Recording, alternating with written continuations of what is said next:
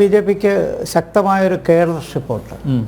ആ കേഡർ സംവിധാനം B J പിക്ക് ഉള്ളത് കൊണ്ടാണ് ശതമാനക്കണക്ക് വർധനമില്ലെങ്കിലും ബി ജെ പി നിന്നു പോയത്. തുടർച്ചയായിട്ട് നിൽക്കുന്നതും നേതൃത്വം ഉണ്ടായതും സംഘടനാ ശക്തി ഉള്ളതും വാസ്തവ ആ കേഡർഷിപ്പ് ഉള്ളത് കൊണ്ടാണ്. ഈ തെരഞ്ഞെടുപ്പിൽ RSSനെ നേരിട്ട് ഉപയോഗിച്ചില്ല.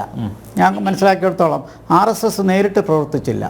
പക്ഷേ ഉത്തർപ്രദേശ് കഴിഞ്ഞാൽ ഏറ്റവും കൂടുതൽ RSSൻ്റെ ബ്രാഞ്ചസ് ഉള്ളൊരു സംസ്ഥാനമാണ് കേരളം.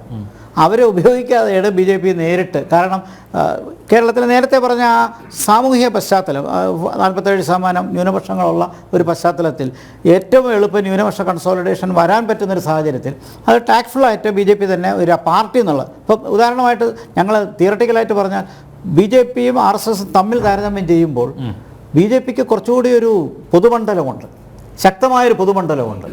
അത് നിങ്ങൾക്ക് മനസ്സിലാവുമെന്ന് എനിക്കറിയില്ല. പക്ഷേ RSS കുറച്ചുകൂടി ഉൾവലിഞ്ഞ് നിൽക്കുകയാണ്. അപ്പോൾ പക്ഷേ RSS ആണ് ബി ജെ പിക്ക് ശക്തി നൽകുന്നത്.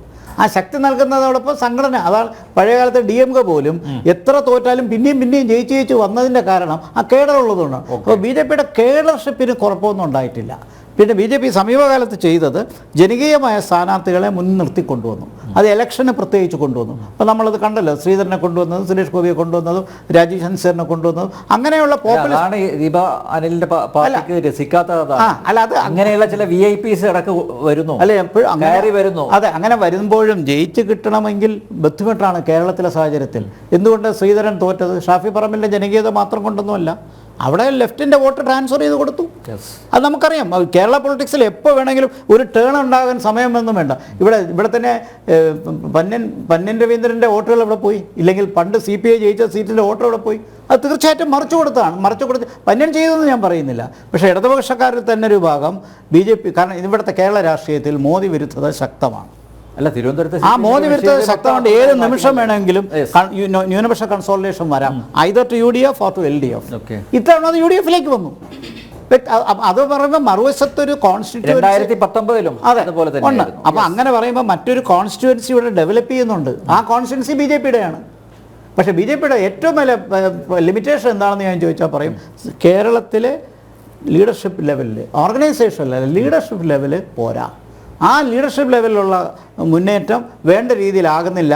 മറിച്ച് ഇപ്പോൾ തമിഴ്നാട്ടിൽ അണ്ണാമലയെ കൊണ്ടുവന്നത് പോലെ ഒരു ഒറിജിനാലിറ്റി ഇല്ലെങ്കിൽ ഇമാജിനേഷൻ ഉള്ള പോലെ അത്തരത്തിലുള്ള ലീഡേഴ്സിനെ കൊണ്ടുവന്ന് നയിക്കുന്നതിന് പകരം മോട്ടിവേറ്റിംഗ് ആയിട്ടുള്ള ലീഡേഴ്സ് ഇല്ല. ഈ പറഞ്ഞ കാൻഡിഡേറ്റ്സ് നല്ലതാണ്, കേഡേഴ്സ് ഉണ്ട്, അണികളുണ്ട്, വിദ്യാർത്ഥി വിഭാഗമുണ്ട്, യുവജന വിഭാഗമുണ്ട്, വനിതാ വിഭാഗമുണ്ട്, എല്ലാം ഉണ്ട്. പക്ഷെ മുകളിൽ ഗ്രൂപ്പ് വഴക്കാണ്, മുകളിൽ ഗ്രൂപ്പ് വഴക്കാണ്. ആ ഗ്രൂപ്പ് വഴക്കാണ് ബി ജെ പി വളർത്താത്തത്. ഈ പറയുന്നതിനെ തെറ്റിദ്ധരിക്കില്ല. ഒരു വശത്ത് ഓർഗനൈസേഷൻ സ്ട്രോങ് ആണെന്ന് പറയുന്നു, മറുവശത്ത് ലീഡർഷിപ്പ് കോൺഫ്ലിക്റ്റ് ഉണ്ടെന്ന് പറയുന്നു. ഇത് രണ്ടും തമ്മിൽ ബന്ധപ്പെടുത്തി വേണം മനസ്സിലാക്കാൻ. ഞാൻ കേഡർഷിപ്പ് ഉണ്ടെന്ന് പറയാൻ കാരണം ബി ജെ പിയുടെ പശ്ചാത്തലം എന്താണെന്നും RSSൻ്റെ ശക്തി എന്താണെന്നും നന്നായിട്ട് അറിയാവുന്നതുകൊണ്ടാണ് പറയുന്നത്. അതുകൊണ്ട് തന്നെ ചില ആൾക്കാരെ പണ്ട് ജയിപ്പിക്കുകയും തോൽപ്പിക്കുകയും ചെയ്തിട്ടുണ്ട്. അതിനിയും പറ്റും. പക്ഷെ അതിന് പകരം ഒരു മുഖ്യധാരാ പാർട്ടിയായിട്ട് മാറുമ്പോൾ ഉണ്ടാകുന്ന ഒരു സ്ട്രഗിളുണ്ട്. ആ സ്ട്രഗിളാണ് ഞാൻ RSSും BJP തമ്മിലുള്ള വ്യത്യാസം പറഞ്ഞത്. അപ്പോൾ ഇനിയും ബി ജെ പിക്ക് വളരണമെങ്കിൽ ബി ജെ പിക്ക് ഒരുപക്ഷെ ഇത്തരം പരീക്ഷണങ്ങൾ നടത്തിയേ പറ്റൂ. എന്ന് പറഞ്ഞാൽ ജനകീയ സ്ഥാനാർത്ഥികളെ മുന്നിൽ കൊണ്ടുവന്നേ പറ്റൂ. കുറച്ചുകൂടി നല്ല ടോപ്പ് ലീഡർഷിപ്പിൽ പ്രവർത്തനം വേണം. അത് നിങ്ങൾക്കൊക്കെ പറയുമ്പോൾ മനസ്സിലാക്കാവുന്നതേ ഉള്ളൂ പല കാര്യങ്ങളും. അപ്പോൾ ഇനി മുന്നോട്ട് പോകണമെങ്കിൽ ബി ജെ പിക്ക് നല്ല ലീഡർഷിപ്പ് വരണം. കാരണം ഈ വരുന്ന ശ്രീധരൻ ജയിച്ചാലും തോറ്റാലും, സുരേഷ് ഗോപി ജയിച്ചാലും തോറ്റാലും, രാജീവ് ചന്ദ്രശേഖർ വന്നാൽ അതിനൊക്കെ ഒരു ലിമിറ്റ്സ് ഉണ്ട്. പക്ഷേ പാർട്ടി മുന്നോട്ട് പോകണമെങ്കിൽ വേറെ തരം. ഇത് കേരളത്തിൻ്റെ പ്രത്യേകിച്ചും വളരെ ഞെരുക്കമുള്ള 3 മുന്നണികളാണ്. അപ്പോൾ ഇന്ന് പ്രകാശ് ജാവ്ദേക്കർ ഈ റിസൾട്ട് വന്നപ്പോൾ തന്നെ പറഞ്ഞത് നൗ കേരള ഈസ് ട്രൈപോളാർ എന്ന് പറഞ്ഞാൽ ഇനി മേലിൽ 3 മുന്നണികൾ നടത്തുന്ന മത്സരമാണ്. അത് ഇലക്ഷൻ്റെ നാളെ ശതമാനക്കണക്ക് വരുമ്പോൾ അറിയും. 18% വരെ വരാൻ വഴിയുണ്ട്. അപ്പോൾ മുമ്പ് എത്രയായിരുന്നു? 1.5% അല്ലെങ്കിൽ 2%. അപ്പോൾ ഈ 18% എവിടെ നിന്ന് വന്നു? കുറേയൊക്കെ പഴയ കോൺഗ്രസ്സുകാരുടെയും പഴയ BJP ലെഫ്റ്റുകാരുടെയും ആയിരിക്കാം. പക്ഷേ ഇവിടെ ചിന്തിക്കേണ്ട 2 കാര്യങ്ങൾ. ഒന്ന്, പുതിയ തലമുറ ചെറുപ്പക്കാർ BJPയിലേക്ക് വരുന്നുണ്ട്. അത് കോൺഗ്രസ് കണ്ടില്ല നയിക്കുമെന്ന് തോന്നണില്ല. കാരണം കോൺഗ്രസ്സിൽ പ്രാക്ടിക്കലി ഹിന്ദു കമ്മ്യൂണിറ്റി കുറഞ്ഞു വരികയാണ്. ലെഫ്റ്റിലാണ് ഹിന്ദു കമ്മ്യൂണിറ്റി വളരെ സ്ട്രോങ് ആയിട്ടുള്ളത്. പക്ഷെ അവിടെ ആ ലെഫ്റ്റിനെ വീക്ക് ചെയ്യാതെ BJPക്ക് ഇനി കേരളത്തിൽ വളരാനും പറ്റില്ല. അല്ല, BJP അപ്പോൾ ഒരേ സമയം എത്ര ശത്രുക്കളെ BJP വളർച്ച ക്ഷീണം ആർക്കായിരിക്കും?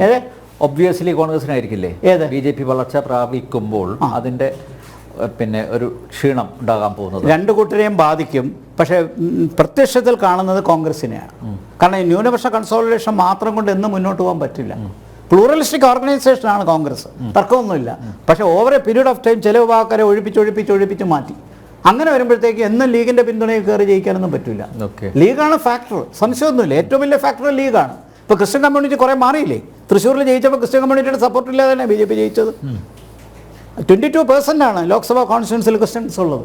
തീർച്ചയായിട്ടും BJP അങ്ങനെ കുറച്ചുകൂടി മറുവശത്ത് ഓപ്പൺ എൻഡഡ് ആകുമ്പോൾ അതിൻ്റെ ജനകീയത വർദ്ധിക്കും. അതെ.